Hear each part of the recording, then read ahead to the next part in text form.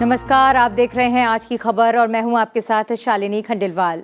अगले आधे घंटे हम आपको रूबरू कराएंगे देश दुनिया की तमाम अहम खबरों से, लेकिन बुलेटिन की शुरुआत हेडलाइंस के साथ।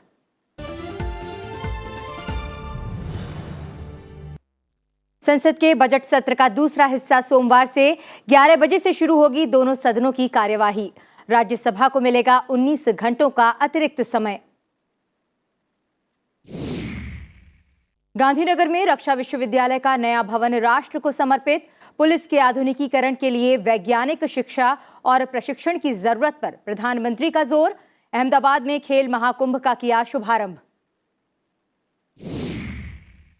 5 राज्यों में सरकार गठन को लेकर कवायद तेज।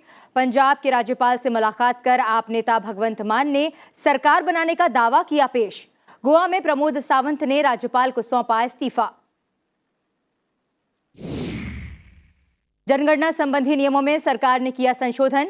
ऑनलाइन माध्यमों से नागरिक दे सकेंगे जानकारी। घर घर जाकर जनगणना संबंधी जानकारी हासिल करने की कवायद पहले की तरह रहेगी जारी। और कीव की तरफ बढ़ी रूसी सेना। यूक्रेन पर अब तक दागी करीब 810 मिसाइलें। चेरनोबिल ऊर्जा संयंत्र के क्षतिग्रस्त विद्युत लाइन की मरम्मत का काम शुरू।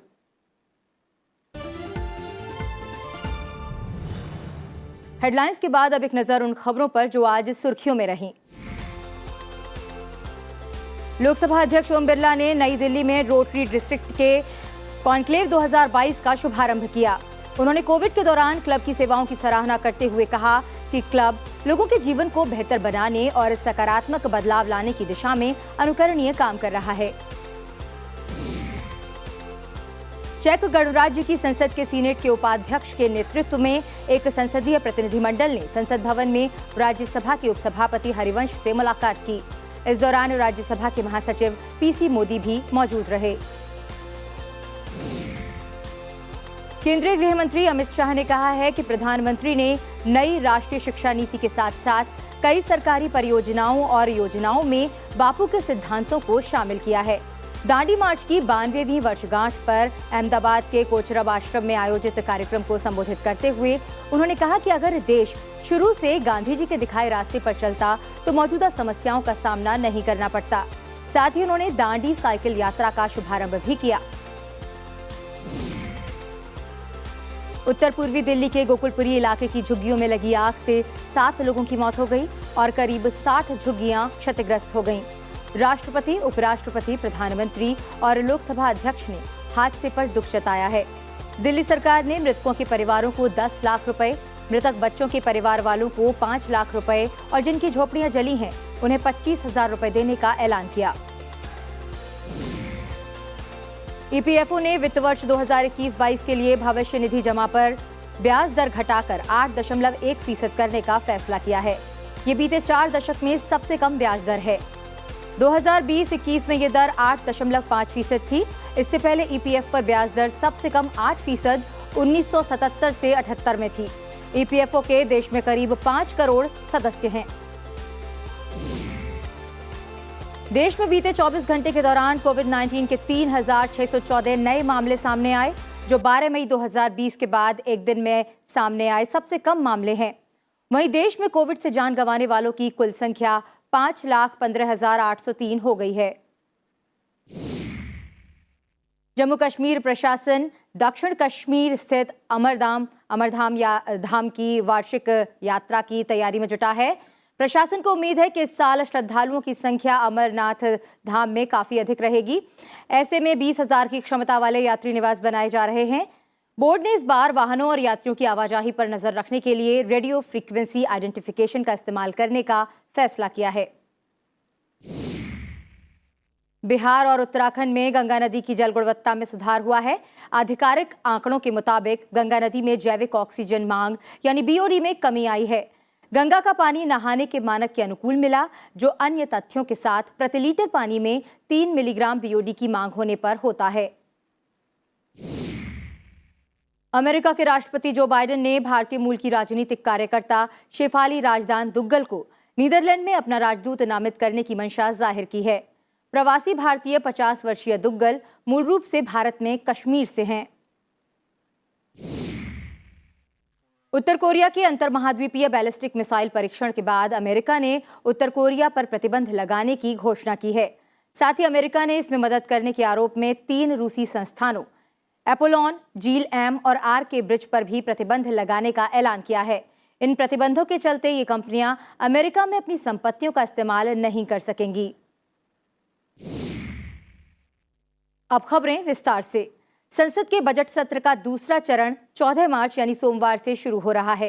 कोविड के मामलों में कमी को देखते हुए दोनों सदनों की कार्यवाही दिन में 11 बजे से शुरू होगी और शाम 6 बजे तक चलेगी। दूसरे चरण में कुल 19 कार्य दिवस हैं। बजट सत्र के दूसरे हिस्से में पहले के कार्यक्रम के मुकाबले राज्यसभा के कामकाज के लिए 19 घंटे का अतिरिक्त समय मिलेगा। दूसरे चरण में 4 दिन सदस्यों के लिए निजी विधेयक पेश करने के लिए होंगे और पहले की तरह 1 घंटे का प्रश्नकाल होगा। बजट सत्र के पहले हिस्से में रोजाना शून्यकाल की अवधि घटाकर आधे घंटे की गई थी, जिसे अब बढ़ाकर 1 घंटा कर दिया गया है। बजट सत्र के दूसरे हिस्से की शुरुआत 30 दिन के अवकाश के बाद होगी। कोरोना महामारी की तीसरी लहर को देखते हुए बजट सत्र के पहले चरण में दोनों सदनों की कार्यवाही 2 पाली में चली थी। पहले चरण में उच्च सदन की कार्यवाही 10 बजे शुरू होती थी और दोपहर 3 बजे तक चलती थी, जबकि निचले सदन की कार्यवाही की शुरुआत दोपहर 4 बजे होती थी। प्रधानमंत्री नरेंद्र मोदी ने आज गुजरात के गांधीनगर में राष्ट्रीय रक्षा विश्वविद्यालय के नए भवन को राष्ट्र को समर्पित किया। विश्वविद्यालय के पहले दीक्षांत समारोह को संबोधित करते हुए उन्होंने कहा कि रक्षा विश्वविद्यालय के शुभारंभ से पुलिस सुधारों की शुरुआत हो चुकी है। प्रधानमंत्री ने कहा कि आजादी के तुरंत बाद पुलिस व्यवस्था में सुधारों की बड़ी जरूरत थी, लेकिन कई सालों तक इन पर कोई ध्यान नहीं दिया गया। उन्होंने कहा कि पुलिस के आधुनिकीकरण के लिए मानवीय दृष्टिकोण के साथ वैज्ञानिक शिक्षा और प्रशिक्षण की आवश्यकता है। प्रधानमंत्री ने कहा कि देश के सुरक्षा तंत्र को मजबूत करने के लिए सुरक्षा बलों और पुलिस बलों को तनाव मुक्त रखने के लिए प्रशिक्षण समय की मांग है। इस दौरान उनके साथ गृह मंत्री अमित शाह मौजूद रहे। किस प्रकार से टेक्नोलॉजी का उपयोग करते क्राइम किया जाता है और किस प्रकार से टेक्नोलॉजी के उपयोग से क्राइम डिटेक्ट किया जाता है, ये ट्रेनिंग सिर्फ सुबह परेड करना, फिजिकल फिटनेस, इतने से अब रक्षा क्षेत्र का काम नहीं रहा है। कभी कभी तो मैं सोच रहा हूं मेरे दिव्यांग भाई बहन शायद फिजिकली अनफिट होंगे तो भी अगर रक्षा शक्ति यूनिवर्सिटी में ट्रेन हो जाएंगे तो वे भी रक्षा क्षेत्र अंदर शारीरिक अक्षमता के बाद भी ट्रेनिंग के कारण, मानसिकता के कारण बहुत बड़ा योगदान दे सकते हैं। प्रधानमंत्री ने अहमदाबाद में सरदार पटेल स्टेडियम में खेल महाकुंभ का उद्घाटन किया। साथ ही उन्होंने राज्य सरकार के लिए नई खेल नीति की घोषणा की। इस मौके पर प्रधानमंत्री ने कहा कि कोरोना के कारण 2 सालों तक खेल महाकुंभ पर ब्रेक लगा रहा, लेकिन जिस भव्यता के साथ इस आयोजन को शुरू किया है उसने युवा खिलाड़ियों को नए जोश से भर दिया है। प्रधानमंत्री ने देश में खेल संस्कृति को बढ़ावा देने की बात कही। उन्होंने कहा कि खेल महाकुंभ से गुजरात में खेल परिदृश्य में क्रांतिकारी बदलाव आया है। खेल महाकुंभ के खिलाड़ियों को सहयोग देने की जिम्मेदारी भी सरकार उठा रही है और ये जो लगातार अविराम प्रयास किए गए, खिलाड़ियों ने जो साधना की और जब खिलाड़ी प्रगति करता है तो उसके पीछे एक लंबी तपस्या होती है। गुजरात दौरे पर पहुंचे प्रधानमंत्री नरेंद्र मोदी ने आज गांधीनगर में रोड शो किया। ये राज्य में बीते 2 दिनों में उनका दूसरा रोड शो था। गांधीनगर में उनका रोड शो देहगाम शहर से शुरू होकर लवट गांव स्थित राष्ट्रीय रक्षा विश्वविद्यालय पर खत्म हुआ, जहां प्रधानमंत्री ने सड़क के दोनों ओर बड़ी संख्या में खड़े लोगों का अभिवादन किया। रोड शो के लिए प्रधानमंत्री राजभवन से एक कार के जरिए निकले और फिर देहगाम पहुंचकर एक खुली जीप में सवार हो गए। रोड शो के 12 किलोमीटर लंबे मार्ग में प्रधानमंत्री का अभिवादन करने के लिए लोगों की भीड़ उमड़ पड़ी और उन्होंने प्रधानमंत्री पर फूल और मालाएं बरसाईं। प्रधानमंत्री के काफिले के RRU पहुंचने पर रोड शो खत्म हो गया। अब बात जनगणना संबंधी नियमों में संशोधन की। सरकार ने जनगणना संबंधी नियमों में संशोधन किया है। लिहाजा अगर देश के नागरिक चाहें तो आगामी जनगणना में ऑनलाइन माध्यमों के जरिए जानकारी प्रदान कर सकेंगे। इस दौरान वे कागज और इलेक्ट्रॉनिक दोनों माध्यम से प्रश्नों का जवाब दे सकेंगे। शुक्रवार देर रात जनगणना संशोधन नियम 2022 जारी किए गए, जिसमें ये जानकारी दी गई। संशोधित नियमों के अनुसार घर घर जाकर जनगणना संबंधी जानकारी हासिल करने की कवायद पहले की तरह जारी रहेगी। घर घर जाकर जानकारी एकत्र करने और एनपीआर को अद्यतन करने की कवायद 1 अप्रैल से 30 सितंबर 2020 के बीच पूरी की जानी थी, लेकिन कोविड-19 महामारी फैलने के बाद इसे स्थगित कर दिया गया। जनगणना का काम जारी है और सरकार को अभी नए कार्यक्रम की घोषणा करनी है। नए नियमों में कहा गया है कि उत्तरदाता खुद ही जनगणना संबंधी जानकारी को भरकर उसे पूरा करके जमा कर सकेंगे। आम आदमी पार्टी नेता और पंजाब के नामित मुख्यमंत्री भगवंत मान ने आज राज्यपाल बनवारी लाल पुरोहित से मुलाकात कर राज्य में सरकार बनाने का दावा पेश किया। राज्यपाल से मुलाकात के बाद भगवंत मान ने बताया कि उन्होंने विधायकों के समर्थन का पत्र राज्यपाल को सौंपा, जिसे राज्यपाल ने स्वीकार कर लिया है। भगवंत मान को मोहाली में शुक्रवार को हुई पार्टी की बैठक में विधायक दल का नेता चुना गया। शपथ ग्रहण समारोह 16 मार्च को 12:30 पर नवाशहर जिले में स्वतंत्रता सेनानी भगत सिंह के पैतृक गांव खटकड़ कला में होगा। आपके राष्ट्रीय संयोजक और दिल्ली के मुख्यमंत्री अरविंद केजरीवाल को शपथ ग्रहण समारोह में आमंत्रित किया है। आपने 117 सदस्यीय पंजाब विधानसभा चुनाव में 92 सीटों पर जीत दर्ज की है। 16 मार्च ਨੂੰ 12:30 ਵਜੇ ਖਟਕੜ ਕਲਾਂ ਵਿਖੇ ਸਹੁੰ ਚੁੱਕ ਸਮਾਗਮ ਹੋਊਗਾ। 16 ਮਾਰਚ ਨੂੰ 12:30 ਵਜੇ ਤੇ ਪੰਜਾਬ ਦੇ ਸਾਰੇ ਲੋਕਾਂ ਨੂੰ ਸਾਡੇ ਵੱਲੋਂ ਸੱਦਾ ਪੱਤਰ ਹੈ। ਕੱਲੇ ਕੱਲੇ ਪੰਜਾਬੀ ਨੇ ਸਹੁੰ ਚੱਕਣੀ ਹੈ। ਉਸ ਦਿਨ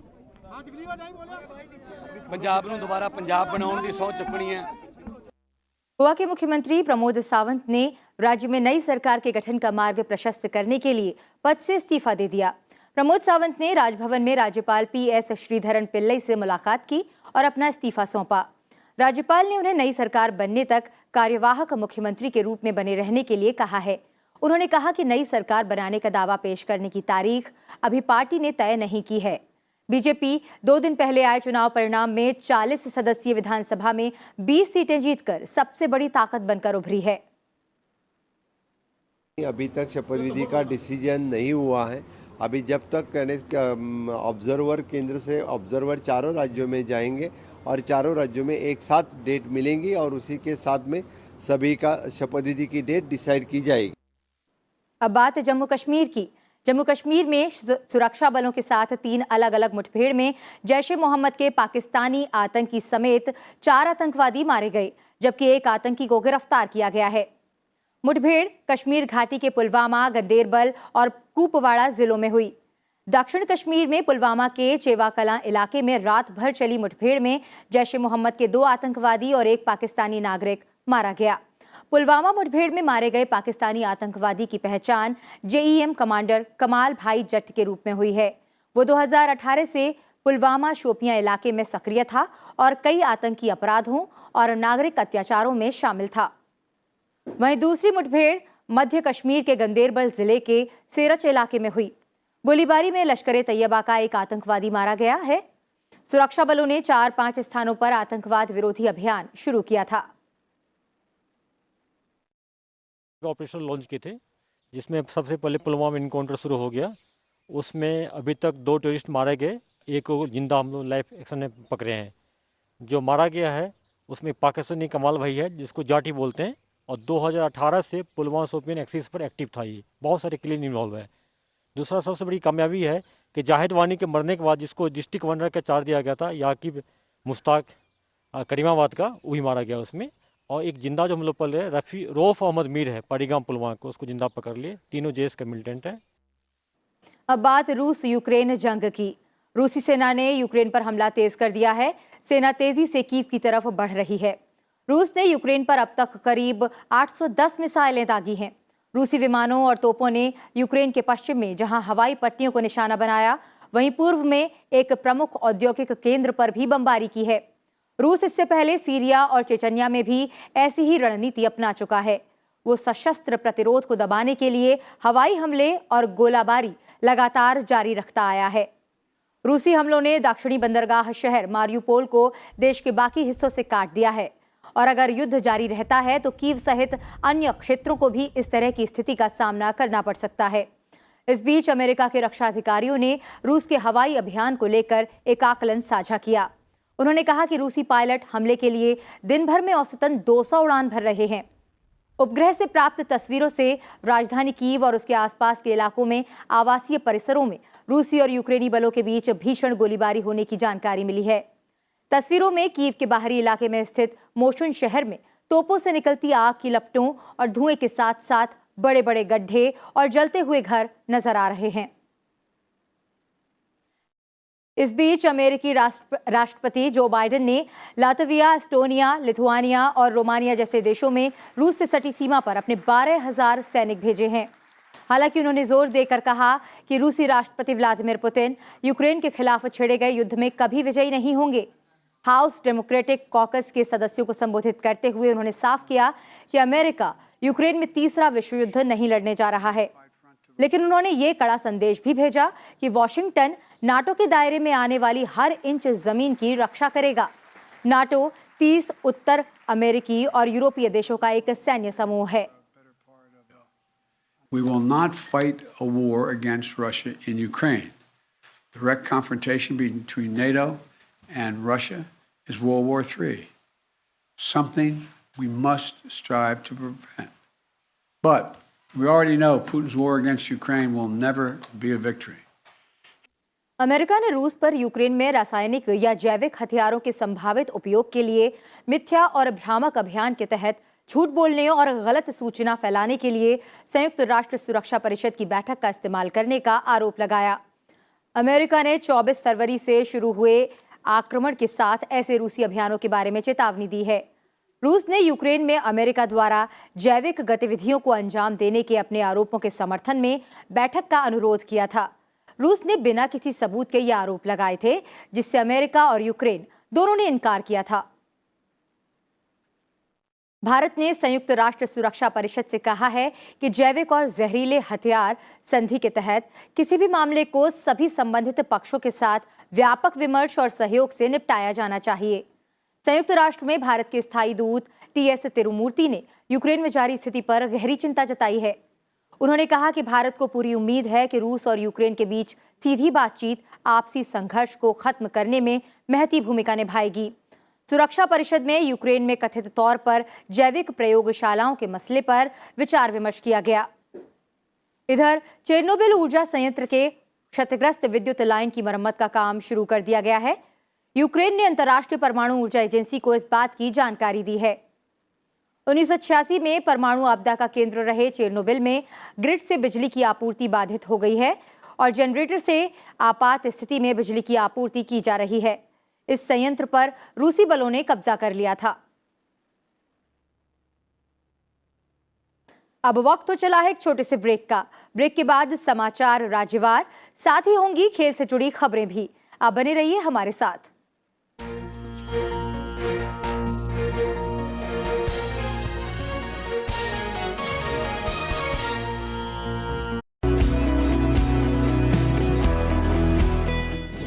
Make in India has been a game changer in enabling the Indian industry to boost their output and quality and strengthen the economy. It is not just helping them bringing down their costs, bringing them technology, opening up new markets for them. And this all together is making our MSMEs, and not just the big businesses, including my MSMEs, competitive.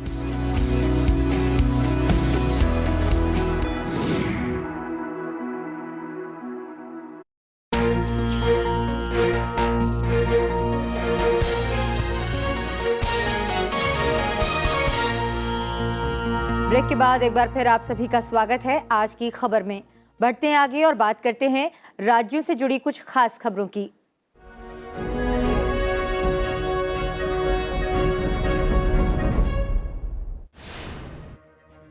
चुनाव आयोग ने 5 राज्यों में उपचुनाव की तारीखों की घोषणा कर दी है। पश्चिम बंगाल, बिहार, छत्तीसगढ़ और महाराष्ट्र की कुछ लोकसभा और विधानसभा सीटों पर उपचुनाव होना है। चुनाव की अधिसूचना 17 मार्च को जारी की जाएगी, जबकि 24 मार्च तक नामांकन भरे जा सकेंगे। 12 अप्रैल को वोटिंग होगी और 16 अप्रैल को नतीजों का ऐलान किया जाएगा। नागालैंड विधानसभा का एक सप्ताह का बजट सत्र 19 मार्च से शुरू होने जा रहा है, जो 24 मार्च तक चलेगा। राज्य सचिवालय से जारी कार्यक्रम के मुताबिक सत्र की शुरुआत राज्यपाल जगदीश मुखी के अभिभाषण से होगी।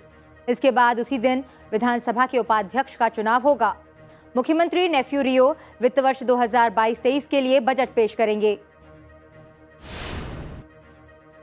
केंद्रीय मंत्री गिरिराज सिंह ने स्वामित्व योजना के तहत सांसदों और विधायकों को उनके निर्वाचन क्षेत्र में ड्रोन उड़ान शुरू करने के बारे में सूचित करने के लिए SMS भेजने की नई कार्यप्रणाली का शुभारंभ किया। नई कार्यप्रणाली योजना की व्यापक पहुंच और पारदर्शिता में मदद करेगी। मध्य प्रदेश के मुख्यमंत्री शिवराज सिंह चौहान ने श्योपुर में केंद्रीय मंत्री नरेंद्र सिंह तोमर के साथ कई विकास परियोजनाओं की आधारशिला रखी। साथ ही प्रधानमंत्री आवास योजना के तहत विशेष सहरिया जनजाति आवास परियोजना का शुभारंभ किया। छत्तीसगढ़ के मुख्यमंत्री भूपेश बघेल ने रायपुर में अंतर्राष्ट्रीय कृषि मेले और प्रदर्शनी का उद्घाटन किया। मुख्यमंत्री ने किसानों को राज्य सरकार की ओर से चलाई जा रही योजनाओं और कार्यक्रमों की जानकारी दी। ये अंतर्राष्ट्रीय कृषि मेला 4 दिनों तक चलेगा। गोवा के मुख्यमंत्री प्रमोद सावंत ने पणजी में राज्य के पहले मुख्यमंत्री स्वर्गीय दयानंद बंदोदकर को उनकी जयंती पर श्रद्धांजलि दी। उन्होंने कहा कि दयानंद बंदोदकर ने 1963 से लेकर 1965 तक सभी गांवों में प्राथमिक स्कूल खोले। इसकी वजह से ही आज गोवा में साक्षरता का रेट हाई है। कर्नाटक कांग्रेस के नेता CM इब्राहिम ने कांग्रेस की प्राथमिक सदस्यता से इस्तीफा दे दिया है। उन्होंने अंतरिम अध्यक्ष सोनिया गांधी को अपना इस्तीफा सौंपा। पत्र में उन्होंने लिखा कि लगातार शिकायत के बाद भी पार्टी में कोई बदलाव नहीं आया। त्रिपुरा कांग्रेस के पूर्व अध्यक्ष प्रद्योत किशोर मनिया देव बर्मन के नेतृत्व में त्रिपाहा स्वदेशी प्रगतिशील क्षेत्रीय गठबंधन ने अगरतला में स्वामी विवेकानंद स्टेडियम में ग्रेटर त्रिपुरा लैंड की मांग को लेकर सार्वजनिक रैली का आयोजन किया। इसमें भारी संख्या में लोग पहुंचे।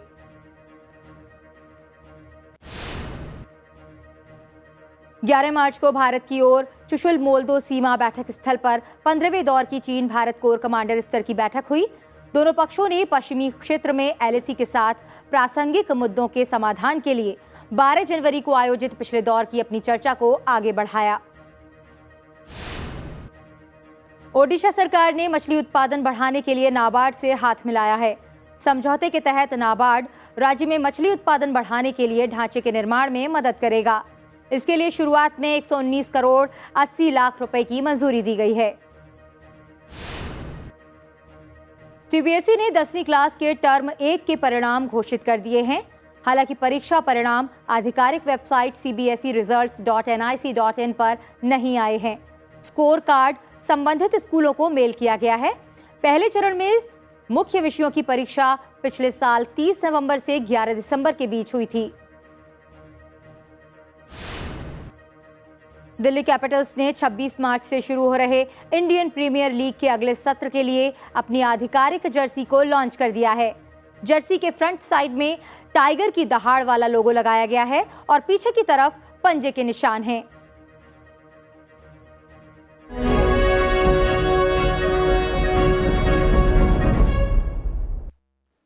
राज्यवार समाचार के बाद अब बढ़ते हैं खेलों की ओर।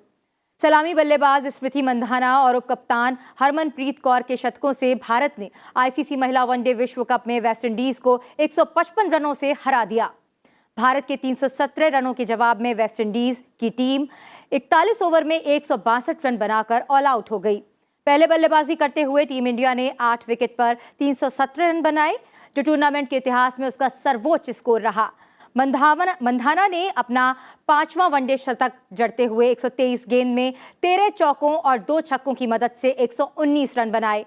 वहीं हरमनप्रीत ने 107 गेंद में 10 चौकों और 2 छक्कों की सहायता से 109 रन जोड़े। इस जीत के साथ भारत 3 मैचों के बाद 8 टीमों में शीर्ष पर है। मैच की सर्वश्रेष्ठ खिलाड़ी चुनी गई मंधाना ने हरमनप्रीत के साथ पुरस्कार साझा करने का फैसला किया। भारत की एक दिवसीय कप्तान मिताली राज ने आईसीसी महिला क्रिकेट विश्व कप में सबसे ज्यादा मैचों में कप्तानी का ऑस्ट्रेलिया की बेलिंडा क्लार्क का रिकॉर्ड तोड़ दिया है। मिताली अब तक विश्व कप में 24 मैचों में कप्तानी कर चुकी हैं, जिनमें से 14 जीते, 8 हारे और 1 का नतीजा नहीं निकला। भारत की अनुभवी तेज गेंदबाज झूलन गोस्वामी ने 40 विकेट के साथ ऑस्ट्रेलिया की लेनेट फुलस्टन को पीछे छोड़ा, जिन्होंने 1982 से 1988 के बीच 6 साल के अपने करियर के दौरान विश्व कप में 39 विकेट चटकाए। बेंगलुरु टेस्ट में टीम इंडिया श्रीलंका के खिलाफ दूसरे क्रिकेट टेस्ट मैच के पहले दिन पहली पारी में महज 252 रनों पर सिमट गई। भारत की तरफ से श्रेयस अय्यर ने सबसे अधिक 92 रन बनाए। ऋषभ पंत ने 39 और हनुमा विहारी ने 31 की पारियां खेली। श्रीलंका की ओर से लसिथ एम्बुल्देनिया और प्रवीण जयविक्रम ने 3-3, जबकि धनंजय डिसिल्वा ने 2 विकेट चटकाए। प्रकृति से खिलवाड़ मानव जाति को भारी पड़ सकता है। ऐसी ही कुछ तस्वीरें हैं अर्जेंटीना की, जहां तेजी से ग्लेशियर पिघल रहा है। बुलेटिन में फिलहाल इतना ही। आप देखिए पिघलते ग्लेशियर की तस्वीरों को और मुझे दीजिए इजाजत। नमस्कार।